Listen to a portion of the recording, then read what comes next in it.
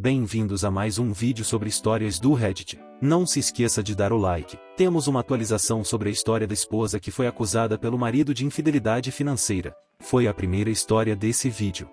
Última atualização. Fui acusada de infidelidade financeira, mas, na verdade, meu marido estava traindo. Não sei se as pessoas se lembram, mas tive uma série de postagens no início do verão.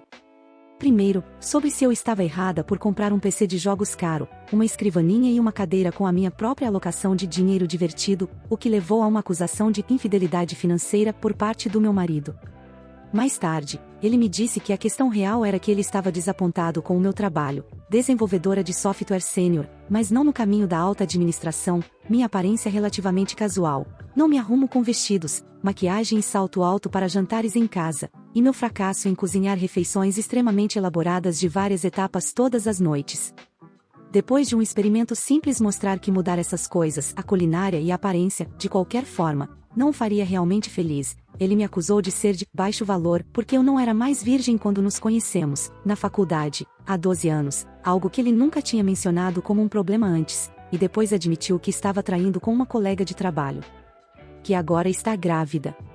Na minha última atualização, ele havia se mudado para a casa de Amy, sua colega de trabalho, e estávamos começando o processo de divórcio.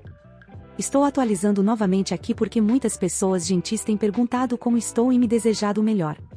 Desculpe por não ter atualizado mais cedo, mas assim que voltei do fim de semana no spa que mencionei em minha última atualização, mergulhei no trabalho com meu advogado no acordo de divórcio e não achei sábio compartilhar meus problemas na internet, mesmo anonimamente, com questões legais ainda em andamento. A boa notícia é que conseguimos chegar a um acordo bastante rápido, e tudo está agora em execução, só estou esperando a data do tribunal, o que pode levar mais alguns meses, mas meu advogado diz que o acordo é sólido. Não foi tão favorável quanto a maioria de vocês, pessoas adoráveis, provavelmente teria desejado para mim, mas eu estava muito motivada a fazê-lo rapidamente. Eu consegui tudo o que realmente importava para mim. Primeiro, a casa que herdei da minha avó é 100% minha, junto com todos os móveis e outros pertences da casa. Minhas próprias contas de aposentadoria e minha conta de dinheiro divertido também são totalmente minhas. Entretanto, tive que dar a ele 75% dos outros ativos em dinheiro. Embora ele não estivesse no título da casa, ele contribuiu substancialmente para a grande reforma que fizemos, assim como para a manutenção desde então, e a casa valorizou muito desde que nos mudamos. Está tudo bem, pois ainda tenho muito dinheiro, especialmente porque sou bastante econômica na maior parte do tempo e posso reconstruir minhas economias rapidamente. Nosso acordo também estabelece que nenhum de nós tem direito às nossas respectivas rendas passadas, presentes ou futuras. Portanto, caso algo aconteça e ele perca o emprego antes da data do tribunal, eu não serei responsável por qualquer pensão alimentícia. Isso, na verdade, é um negócio muito bom para mim e me dá muita segurança. Caso alguém esteja se perguntando como fizemos isso tão rapidamente, nosso estado permite o divórcio por consentimento mútuo, o que basicamente permite um divórcio rápido sem um período de separação legal se as partes chegarem a um acordo sobre todas as finanças e bens. Dado que Amy está grávida, meu futuro ex-marido, vamos chamá-lo de Joe, sim, como psicopata do programa You, também estava muito motivado para não prolongar isso. Agora, para a parte mais suculenta desta atualização, no último fim de semana, logo depois de assinarmos todos os nossos papéis, Amy entrou em contato comigo. Ela perguntou se poderíamos nos encontrar e conversar. Talvez eu devesse ter recusado, mas admito que estava curiosa sobre a pessoa de 24 anos, prodígio e até recentemente virgem que era parceira do meu marido, então concordei em encontrá-la para almoçar. Então, a primeira coisa é que Amy está muito grávida, tipo terceiro trimestre. Ela confirmou que está prevista para meados de outubro, o que significa que o caso já dura muito mais tempo do que Joe deixou transparecer. Seja como for, isso é água passada, já que o divórcio está quase finalizado. No entanto, depois de algumas formalidades educadas, mas frias, ela me perguntou quando eu vou sair de casa. Porque certamente Joe já foi paciente o suficiente em me dar tempo para colocar minha vida em ordem, não é mesmo? E o apartamento dela é pequeno, e eles precisam de espaço para o bebê. O quê? Eu disse a ela que ela deve estar enganada, pois a casa é minha, herdada da minha avó, mas perguntei a ela, o que mais Joe contou sobre mim e sobre nosso casamento? E, mentira após mentira, mentiras de Joe, isso é, saíram de sua boca, junto com alguns fragmentos da história real. Estas joias incluem Bem, era verdade que ela e Joe se conheceram no trabalho. Mas foi cerca de um ano atrás, quando ambos estavam fazendo entrevistas para o programa de treinamento executivo em que estão agora. Amy disse, no entanto, que eles se tornaram amigos antes de se envolverem romanticamente. Aparentemente, Joe disse a ela que era casado legalmente, mas que estávamos separados espiritualmente e vivendo vidas separadas desde 2020. Mas que ele não queria me expulsar e me deixar sem casa durante a pandemia, porque eu não ganhava muito dinheiro e moramos em uma cidade de alto custo de vida. Joe disse a Amy que nos conhecemos quando eu estava no início dos meus 20 anos, quando ele estava me orientando em um programa de preparação para o GED, que eu era uma pessoa que abandonou o ensino médio e estava lutando contra o vício, e essencialmente, que ele me resgatou. Me ajudou a ficar limpa, me deu aulas de preparação para o GED e me apoiou gradualmente na faculdade. Ele disse a Amy que eu estava me preparando para uma carreira em que atualmente ganhava $45.000 como técnica de helpdesk, e que ele queria ter certeza de que eu poderia pelo menos pagar um apartamento estúdio. Ele também disse a Amy que nos separamos porque eu tinha tido uma recaída e ele não podia ter um relacionamento significativo com uma viciada em drogas. Oh, tudo isso são mentiras. Minha história inteira de uso de drogas é ocasionalmente compartilhar um baseado na faculdade, talvez 4, 5 vezes no total, nunca nada mais forte. É verdade que Amy era uma prodígio virgem de 24 anos. Ela parecia consternada que Joe tinha me dito isso, no entanto, pelo menos a parte de ser virgem. Disse que não era uma questão moral, ela estava realmente focada na escola e no trabalho e não arranjava tempo para namorar.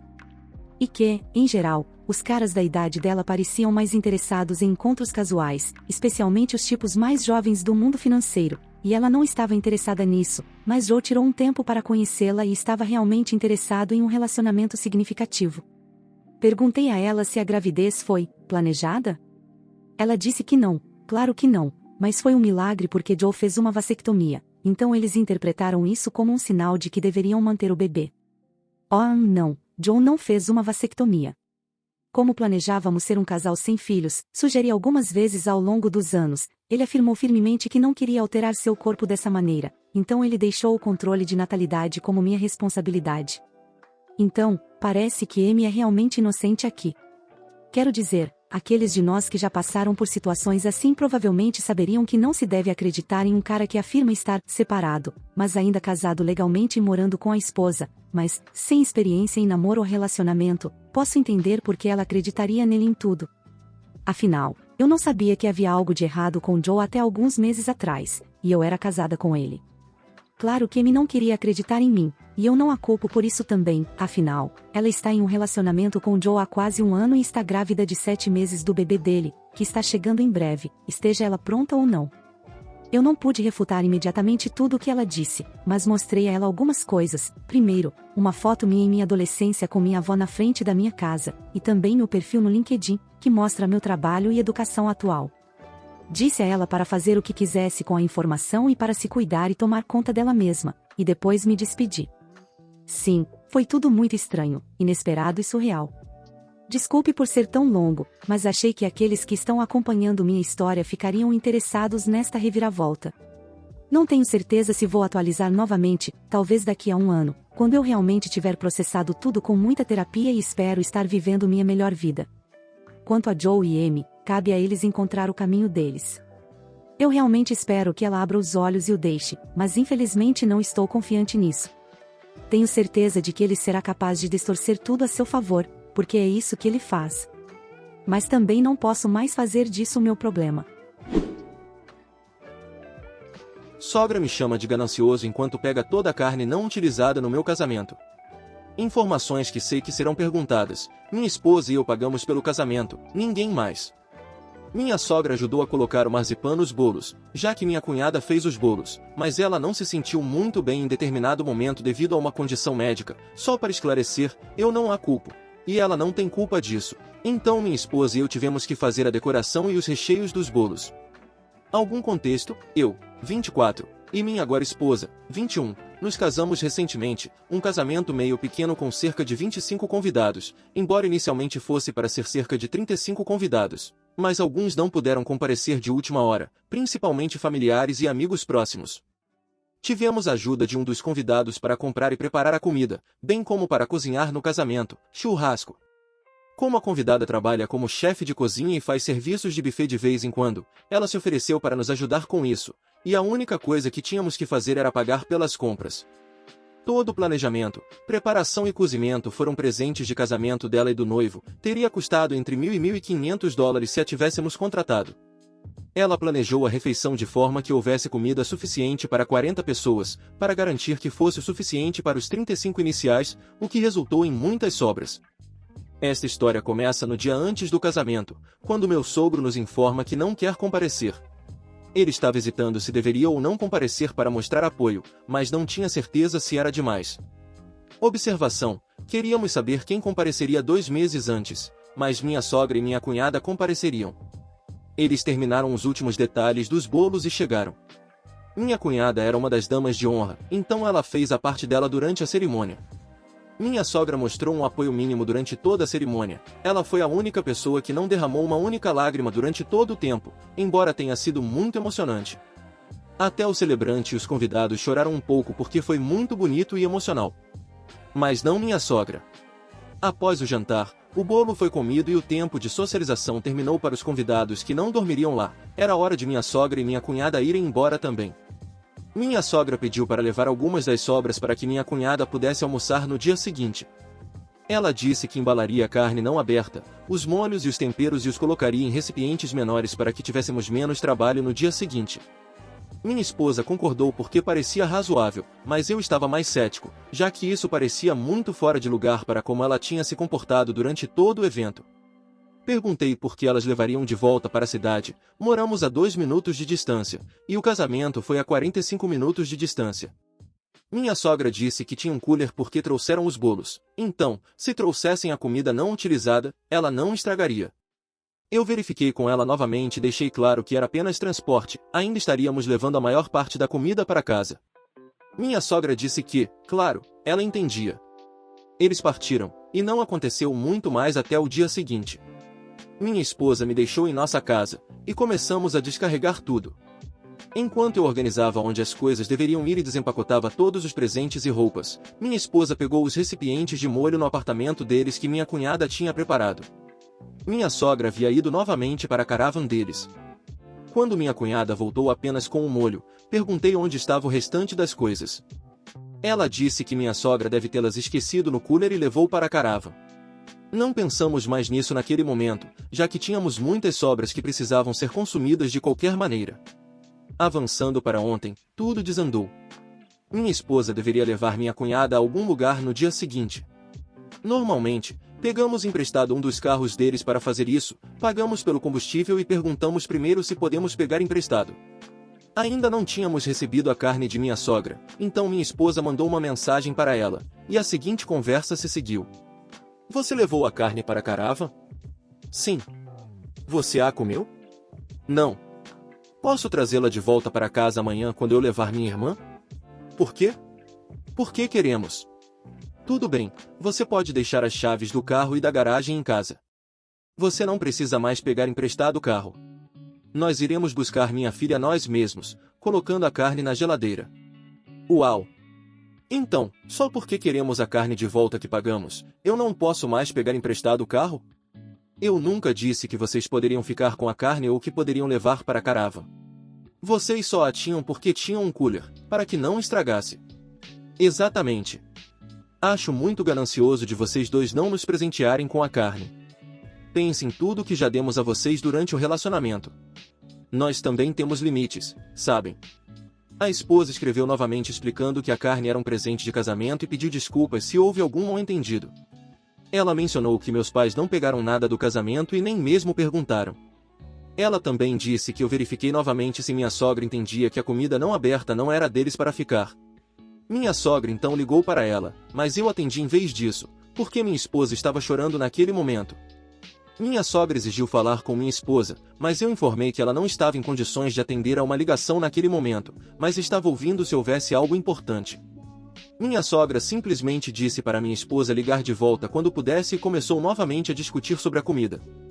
Sogra, pegamos a comida não aberta porque podíamos ver que vocês dois não seriam capazes de comê-la antes que estragasse. Foi muito ganancioso de vocês não nos deixarem tê-la. Não planejamos ficar com toda ela para nós mesmos, mas é um presente de casamento. Temos o direito de decidir quem deve receber o que, já que muitos outros convidados no casamento também nos apoiaram ao longo do relacionamento. Não se trata apenas da comida, mas também é uma questão de princípio não pegar presentes de casamento de outras pessoas sem permissão, porque é muito rude. Sogra, bem, peça à sua esposa para nos ligar quando puder. Tchau. Eu acalmei minha esposa e levei o cachorro para passear. Em seguida, escrevi um longo texto para minha sogra para resumir toda a situação e fornecer mais perspectiva. Após 14 horas, ainda não recebemos uma resposta nem minha esposa. Oi, vou tentar fazer com que minha esposa ligue para você amanhã para que possam conversar. Em relação à comida, queríamos mantê-la para nós e depois distribuí-la para outras pessoas mais tarde. Está a vácuo e, desde que permaneça congelada, durará muito tempo. Tínhamos planejado dar a maior parte dela para um dos meus padrinhos, que teve que sair antes da comida ser servida. Ele também está surfando no sofá porque perdeu o emprego e acabou de conseguir um novo, ainda não recebeu salário. Em vez de podermos presentear essa carne a alguém necessitado, vocês têm metade do freezer cheio com a nossa carne sem permissão, de alguma forma se sentindo mais no direito. É por isso que ficamos chateados, não porque somos gananciosos. Parece que temos uma percepção muito diferente do que é a ganância. Portanto, se você ou seu marido tiverem algum problema com esta situação, repreendam-me, em vez de minha esposa, pois eu ficarei menos incomodado com isso. Espero que isso lhe dê um pouco mais de perspectiva sobre isso. Isso foi o fim dos eventos por enquanto, até pegarmos a carne e minha esposa decidir ligar para minha sogra.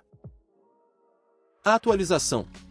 Então, no dia seguinte à postagem, minha esposa recebeu uma mensagem de texto da minha sogra informando que a carne e todas as sobras, que eles ainda não haviam comido, estavam na geladeira deles no apartamento.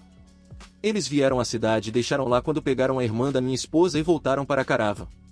Eles queriam que a gente pegasse tudo, já que não iam estar em casa e não queriam que a gente jogasse nada fora na casa deles, já que eles não estariam lá. Eu vou ser a pessoa mais compreensiva e não farei isso com eles. Agora nós cozinhamos e comemos um pouco da carne, cerca de 2 kg ontem, e não passamos mal, então está tudo bem, ufa. Eles queriam que a gente devolvesse os recipientes que usaram para o molho e as sobras, então fizemos isso. Em seguida, vou dar um pouco da carne cozida para o meu amigo, que está muito melhor agora. Ele recebeu o primeiro pagamento do trabalho, então as coisas estão melhorando para ele. Eu também deixei de seguir minha sogra nas redes sociais, mas não a bloqueei, caso haja uma emergência com minha esposa. Decidi que não vou mais interagir com ela até que ela peça desculpas. Isso, meus amigos, provavelmente vai demorar muito tempo. Provavelmente não vou atualizar mais nada sobre esse evento específico, mas com uma sogra que faz isso, pode haver mais no futuro. Provavelmente vou postar em outro lugar especificamente sobre sogras complicadas. Cuidem-se, pessoal, e obrigado pelas preocupações e conselhos. Acho que vou ter que terminar as coisas com o homem que eu amo porque não quero filhos. Eu, 30, e meu namorado, 34, estamos juntos nos últimos 4 anos. Nosso primeiro encontro foi praticamente contar nossas histórias de vida inteiras e falar sobre tudo e qualquer coisa, seja profundo ou não. Eu diria que a maior parte do nosso relacionamento tem sido assim.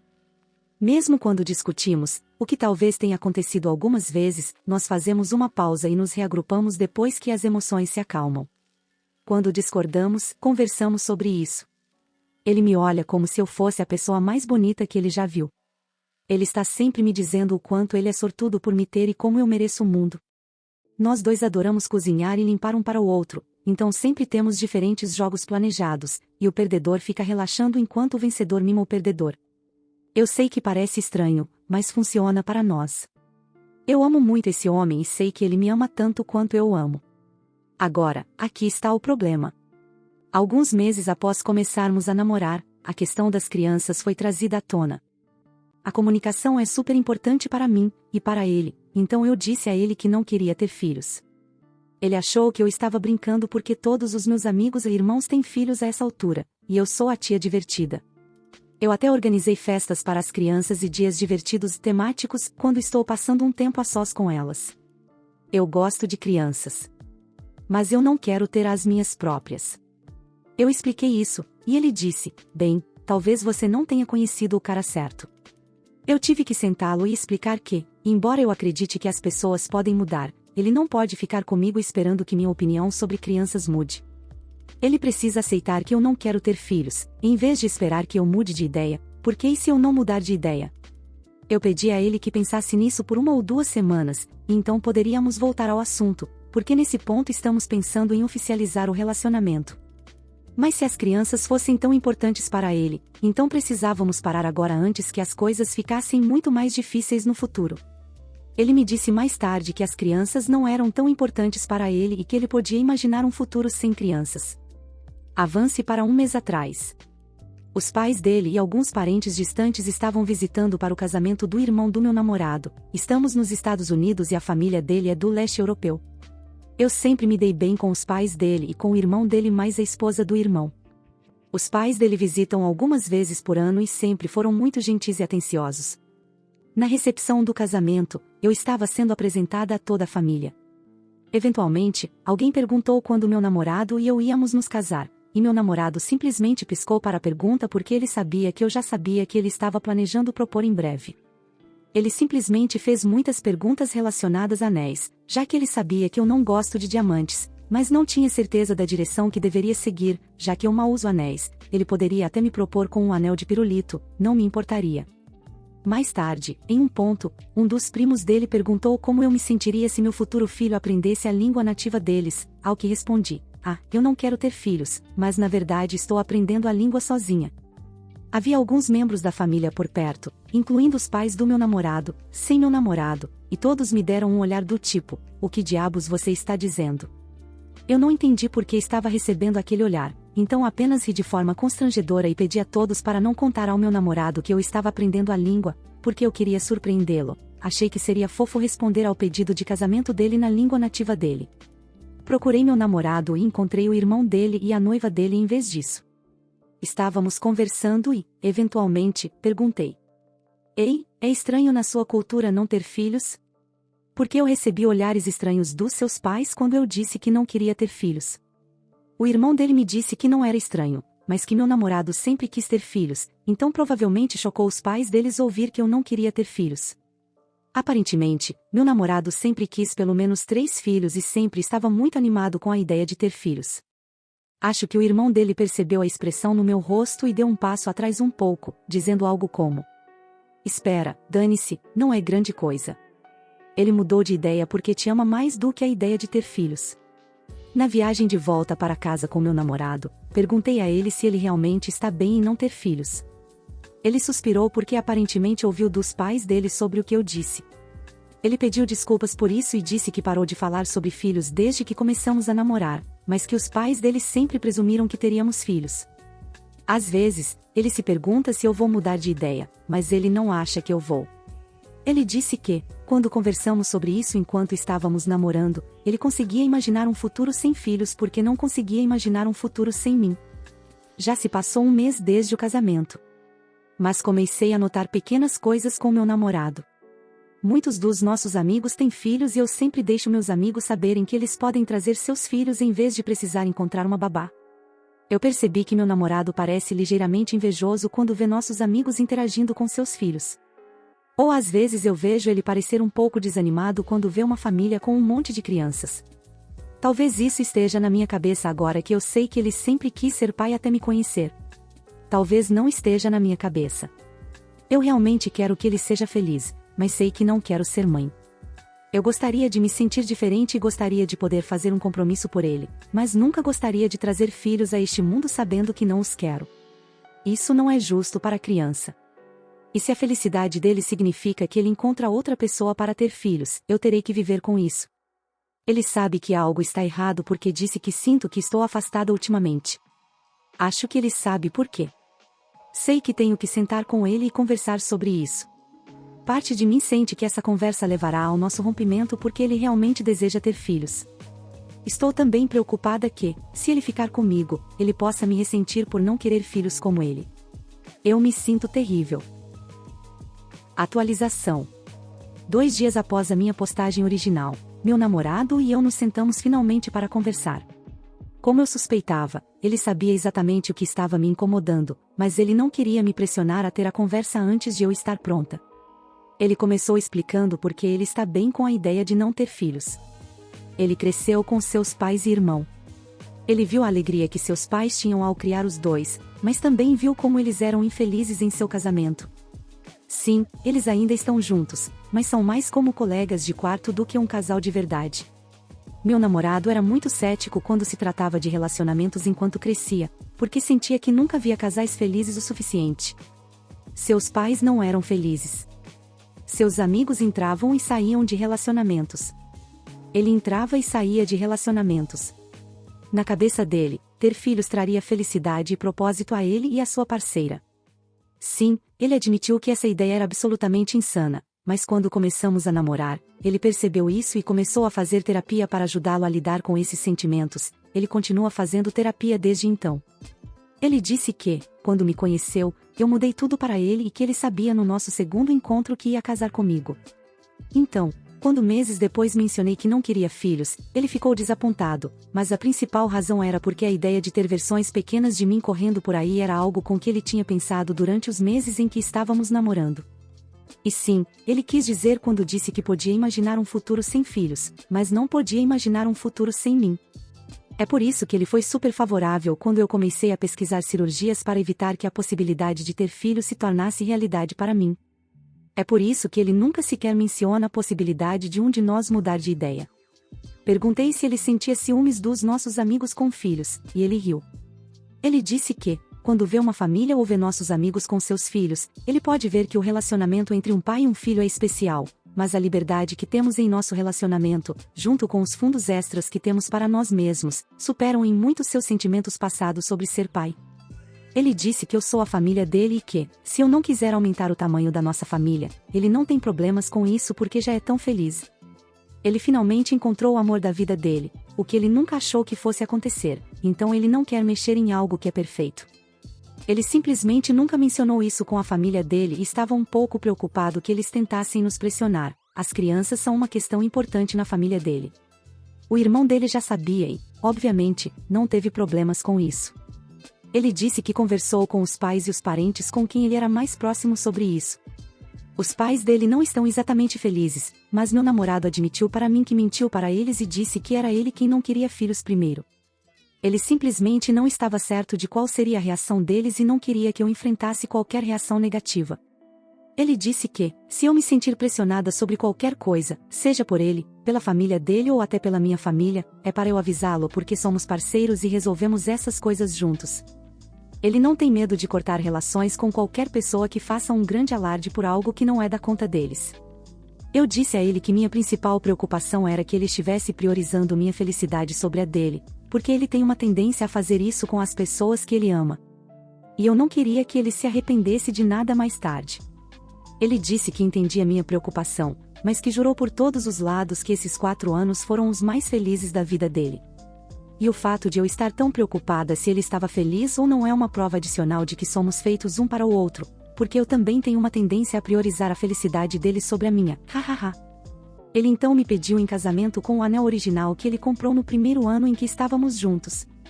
Eu nem sabia que ele tinha comprado um anel antes. Ele disse que teria feito isso no primeiro ano, mas eu fiz um comentário de que queria esperar pelo menos 3 anos antes de ficarmos noivos, e agora ele está ganhando significativamente mais dinheiro, então ele estava procurando um novo anel para fazer um grande evento. Mas eu realmente amo o anel que ele comprou originalmente. Ele não é grande ou chamativo, mas é um design muito único, sutil e bonito. A cor também é a mesma cor dos olhos do meu namorado, e estou sempre elogiando seus olhos, ele tem os olhos mais gentis.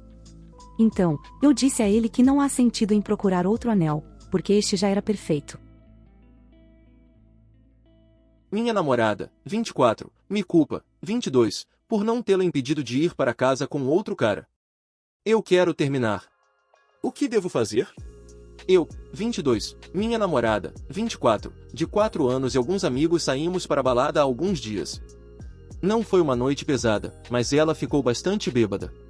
Mais ou menos na metade da noite, ela veio até mim do lado de fora, depois de ter desaparecido por um tempo, de mãos dadas com um homem mais velho e disse que estava indo ao banheiro com ele. Ambos voltaram cerca de 5 minutos depois, mas ela ignorou todas as minhas tentativas de fazê-la vir comigo. Eles estavam com os celulares nas mãos, como se estivessem trocando números, e ela simplesmente se recusou a ir para casa comigo. Quando finalmente consegui chamar a atenção dela, disse a ela para ir embora e fui para casa sozinho. Verifiquei a localização dela quando cheguei em casa e vi que ela estava na casa de outra pessoa em uma parte totalmente diferente da cidade, onde ela ou eu não conhecemos ninguém. Descobri no dia seguinte que era a casa do mesmo cara, mas ela disse que saiu imediatamente e que nada aconteceu entre eles, ao mesmo tempo em que dizia que não se lembrava da maior parte da noite. Ela pediu desculpas profundamente a princípio e estava chorando ao telefone comigo sobre o fato de que não pode me perder, mas nos encontramos para tomar café no dia seguinte e ela disse que eu deveria tê-la forçado a vir comigo, e que sou culpado por comprometer nosso relacionamento permitindo que isso acontecesse. Agora sinto que fiz algo errado e deveria tê-la impedido. Ela também ameaçou se enforcar. Isso é algo que devo contar aos pais dela ou não é da minha conta? A atualização. Fui conversar com ela ontem. Ela disse que está disposta a mudar, fazer terapia e lutar pelo nosso relacionamento. Eu disse que a linha precisa ser traçada em algum lugar e terminei. Conversei com a mãe dela hoje e contei sobre as ameaças de suicídio que ela fez, o que a deixou horrorizada. Tanto ela quanto minha namorada estão convictas de que ela não foi infiel a mim, e parte de mim acredita nisso. No entanto, também nunca acreditei que ela viria até mim segurando a mão de outro homem. De qualquer forma, parece que ela e a mãe dela me culpam por ter terminado, mas senti que não tinha outra escolha. Eu não queria, mas senti que tinha que fazer isso por meu próprio bem. Há o argumento de que, não importa o que, eu deveria tê-la impedido de ir para casa com aquele homem, porque quem sabe o que poderia ter acontecido. Mas também sei que fiz o meu melhor na situação para fazê-la voltar para casa e eu tinha a opinião de que ela tinha decidido me trair e eu não ia impedir isso. Eu nem sempre fui o namorado perfeito e talvez não estive lá para ela em momentos em que ela precisava de mim, mas sei que nunca fiz e nunca faria o que ela fez. Acho que preciso me dar permissão para dizer basta. Não importa o quanto você ame alguém, se isso estiver sacrificando sua própria saúde mental, como aconteceu comigo recentemente, então é hora de seguir em frente. Sinto-me despedaçado e cheio de culpa e arrependimento. Vou ficar bem, não é? A atualização. Alguns dias depois, ela apareceu na minha casa, apesar de eu ter dito para ela não fazer isso, me dizendo que ia se enforcar e que havia tomado um monte de drogas. Minha amiga ouviu tudo isso e viu que ela havia ido embora, afirmando que estava drogada. Uma perseguição selvagem se seguiu conosco tentando fazê-la parar, felizmente ela o fez e nós a levamos para casa. Eu senti como se aquele episódio tivesse eliminado completamente a mágoa e a dor que senti por ela ter ido para casa com aquele homem. Também sinto que nunca teria me perdoado se não tivesse tentado impedi-la de cometer, e estou com raiva dela por isso, com ou sem razão. Ela diz que não pretendia arrastar meus amigos para a situação, mas realmente se sentiu suicida naquele momento. Eu realmente acho que ela está genuinamente arrependida e desde então começou o aconselhamento, mas no final das contas o estrago está feito. Desde então, terminei com ela, mas ela se recusa a me deixar encontrar um inquilino substituto para o nosso apartamento que recentemente começamos a alugar juntos, Reino Unido. O que diabos eu devo fazer? Muito obrigado por assistir, comente sobre as histórias e dê like se gostou. Se inscreva no canal e ajude na meta de 18 mil inscritos. Uma boa tarde pessoal.